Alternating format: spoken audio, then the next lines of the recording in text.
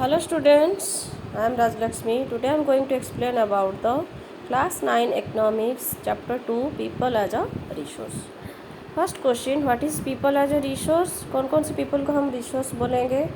The people as a resource means people are an assets rather than liability and the work population of a country. जो country में हमारा working population होते हैं, जो काम करते हैं, वो हमारे लिए एसेट होते हैं, नॉट ए लाइबिलिटी. उन्हीं को हम रिसोर्स कहा जाता है क्योंकि उन्हीं से ही प्रोडक्शन ही होता है.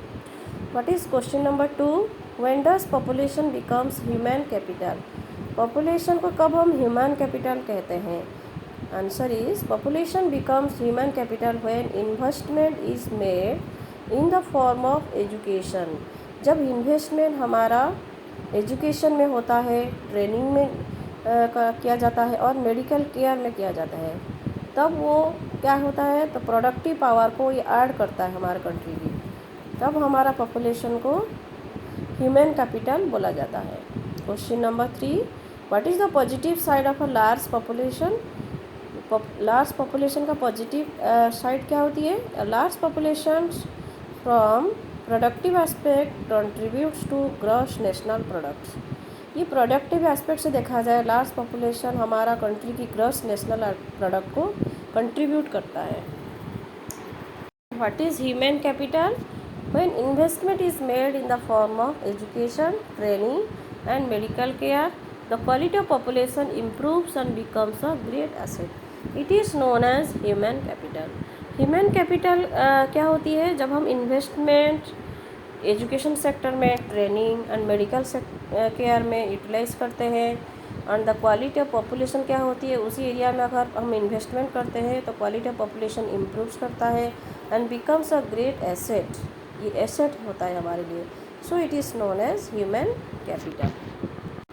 Next question is, how can be investment be made in humans? Investment हमारा ह्यूमन्स के ऊपर कैसे होता है? Investment can be made in humans by the means of education, training and provision of health care facilities. ये next previous question में हमने पढ़ा था. Question number 6 is, how does the society benefit from investment in humans? हमारा society को benefit कैसे मिलता है अगर हम इन्वेस्टमेंट करते हैं ह्यूमन के ऊपर? तो benefits of society from investment in humans is an indirect way, that is the benefits of educated and healthier population spreads to those who are not educated और हेल्दी. अगर हम इन्वेस्टमेंट इन ह्यूमन्स को करते हैं तो ये indirectly help करता है. एजुकेटेड पीपल बनते हैं, उसमें से हेल्दियर पॉपुलेशन ग्रो करते हैं एंड ये स्प्रेड भी करता है उनके ऊपर जो अनएजुकेटेड है और अनहेल्दी है. Question number 7, how is human capital superior to other resources? Human capital other resources से कैसे सुपीरियर है? Answer is human capital is superior to other resources because other resources can be developed only by human beings with their skills and knowledge. They can't be developed and become useful on their own. तो human capital superior इसीलिए होता है because जो other resources होता है only dependent, they are dependent only on the human capital and they are only dependent on the human skills, knowledge. Okay, so they can not be developed on their own. वो अपने से वो develop नहीं कर सकते हैं. They are only dependent on the human capital. Then how is human capital superior to other resources? ये तो हमारा हो गया. Next is, why do educated parents invest heavily in the education of their children? Educated parents investment क्यों करते हैं education उनका बच्चे के ऊपर? Educated parents invest more in the health and education of their children because they are aware of the benefits of higher education. उनको पता है हायर एजुकेशन करने से क्या क्या होती है, क्या क्या स्किल डेवलपमेंट होता है, नॉलेज अकर होता है, जॉब मिलती है. तो हायर एजुकेशन से बहुत सारे फैसिलिटीज़ मिलता है. इसीलिए वो क्या करते हैं, they are heavily invested in the field of education for their children. Next question is, how illiterate parents to create a vicious circle for their children? illiterate parents कैसे हमारा एक obstacle बन जाते हैं उनके चिल्ड्रेन के ऊपर?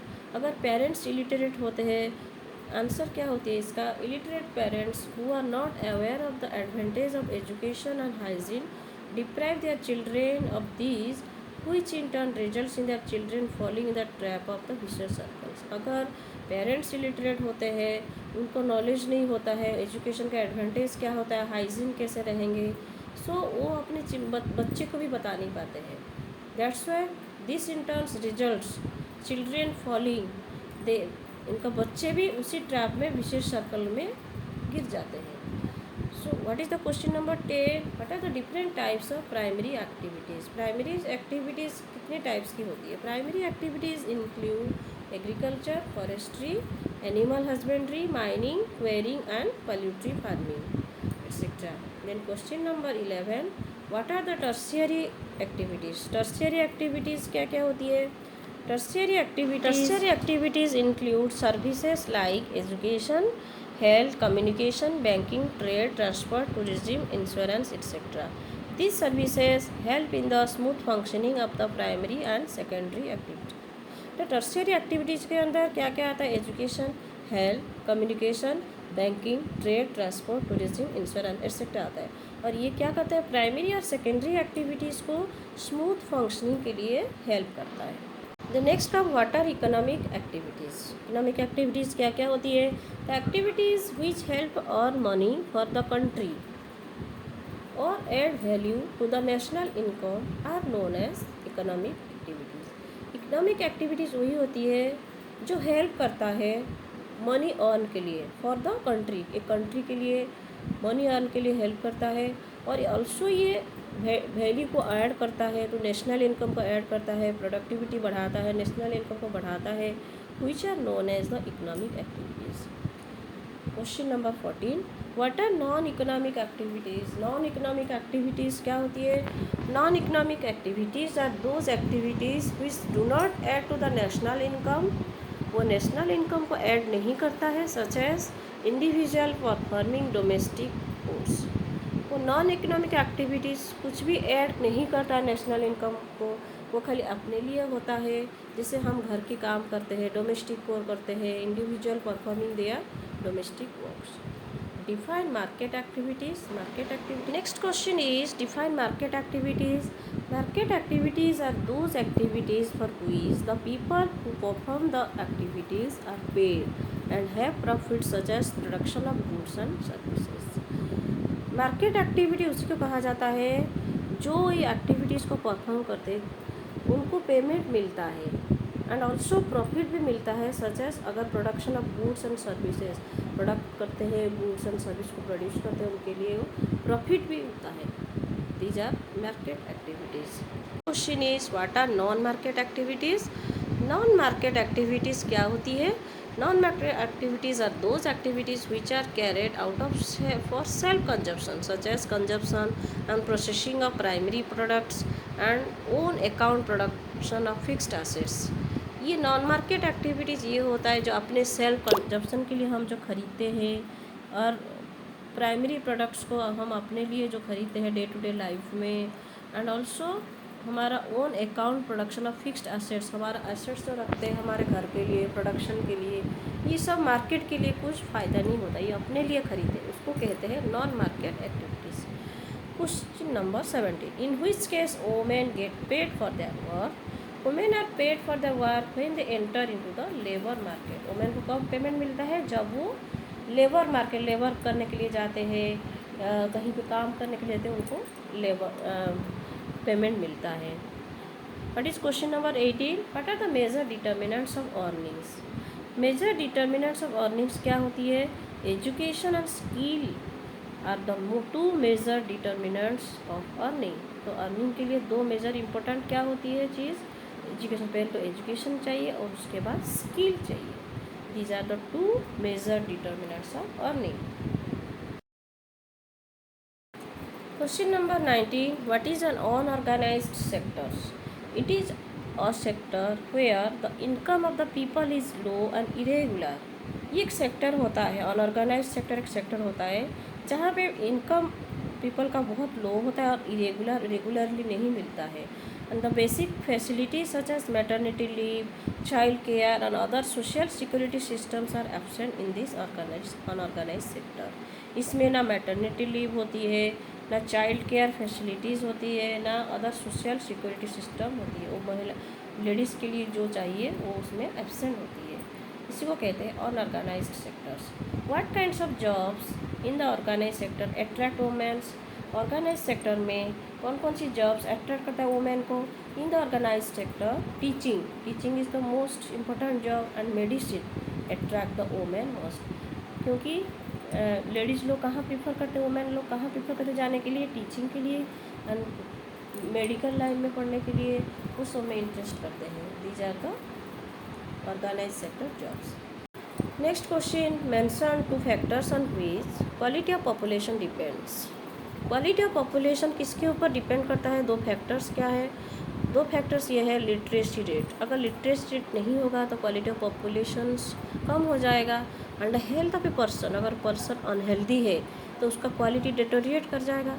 सो these are the 2 factors on which the quality of population depends. Question number 22, which factor decides the growth rate of a country? कौन से फैक्टर्स हमारा कंट्री की ग्रोथ रेट के ऊपर डिपेंड करता है? The growth rate of a country is decided by the quality of population. Okay, then question number 23, how is education useful to an individual? Education तो हमारे लिए यूजफुल होता ही है। अगर एजुकेशन नहीं होता तो पॉपुलेशन का क्वालिटी भी कम हो जाएगा। तो कैसे ही यूजफुल होता है? Education is useful in making better use of the economic opportunities available to an individual. हमारे कंट्री में जो इकोनॉमिक अपॉर्चुनिटीज़ होता है हम इसको बेटरली यूज़ कर सकते हैं अगर हमको अच्छी एजुकेशन मिलता है। Then number 24 question, what are Navodaya Vidyalaya? Navodaya Vidyalaya क्या होती है? Navodaya Vidyalaya are the schools started for the talented children in the rural areas. ये स्कूल्स होते हैं, Navodaya Vidyalaya are the schools होते हैं, उनके लिए होते हैं जो कि टैलेंटेड बच्चे होते हैं in the rural areas. Okay, question number 25 is why have the vocational streams been developed? Vocational stream जो होते हैं वो क्यों डेवलप हुआ है? Vocational streams have been developed इसलिए डेवलप हुआ है to equip large number of high school students with occupations related to knowledge and skills. इसीलिए ये बहुत सारे large number of high school student को दिया जाता है कि ऑक्यूपेशन रिलेटेड आगे को क्या जॉब करेंगे क्या नहीं है, उनके अपने नॉलेज और स्किल के हिसाब से उनको ट्रेनिंग दिया जाता है। तो question number 26, mention the literacy rates of population in 1951 and 2010 to 11। 18% in 1951 literacy rate हमारा था एंड इन 2010 एंड 11 में 74% था literacy rate. Question number 27, what differences have been noted in literacy among different sections of the society and states? तो literacy among different section of society and states के अंदर क्या difference है? The differences are higher between males and females, more in urban areas than the rural areas, higher in Kerala than Bihar। तो ये male and female के बीच में higher differences है। Urban area rural areas में भी higher difference, क्योंकि urban में ज़्यादा बच्चे पढ़ते हैं, लिटरेसी रेट ज़्यादा है than rural areas, and Kerala में हायर लिटरेसी रेट है दैन बिहार में। Next question number 28, even the primary schools have expanded largely in villages, mention the reasons for their diluted results। अगर प्राइमरी स्कूल्स बहुत ज़्यादा expand किया है इन विलेजेस में तो उनका रीज़न क्या है रिजल्ट ख़राब होने के लिए? The poor quality of schooling and high drop out rates are the reasons for their diluted results. Actually जो क्वालिटी होता है उनका, जो स्कूलिंग का क्वालिटी होता है वो बहुत पुअर है। वो रोज़ स्कूल नहीं जाते हैं, उनको मतलब न्यूट्रिशनल लेवल भी कम है। नेक्स्ट क्वेश्चन, इसीलिए ज़्यादा about Sarva Shiksha Abhiyan. It is a significant step towards providing elementary education to all the children in the age group of 6 to 14 years by 2010। So by 2010 तक ऑल द चिल्ड्रेंस को elementary educations ये दिया जाएगा, ये एक steps है in the age group of 6 to 14 years. Question number 30, what is the main aim of Sarva Shiksha Abhiyan? It is a time bound initiative of the central government and in partnership with the states, the local government and the community for achieving the goals of universalisation of elementary education. ये central government and state के साथ ये bound है partnership करके, and local government and community के साथ मिल के ये गोल अचीव करने के लिए कैसे हमारा एजुकेशन को, एलिमेंट्री एजुकेशन को पहुंचना है और ये यूनिवर्सलाइजेशन करना है एलिमेंट्री एजुकेशन, ताकि सारे बच्चे पढ़ें 6 to 10 ईयर्स ऑफ एज। तो ये मेन एम है सर्व शिक्षा अभियान का। Question number 13, why have mid day meal scheme been launched by the government and the schools? Mid day meal scheme क्यों लॉन्च किया गया है गवर्नमेंट स्कूल्स को? Answer is mid day meal scheme has been launched by the government schools to encourage the attendance and retention of the children and to improve their nutritional status.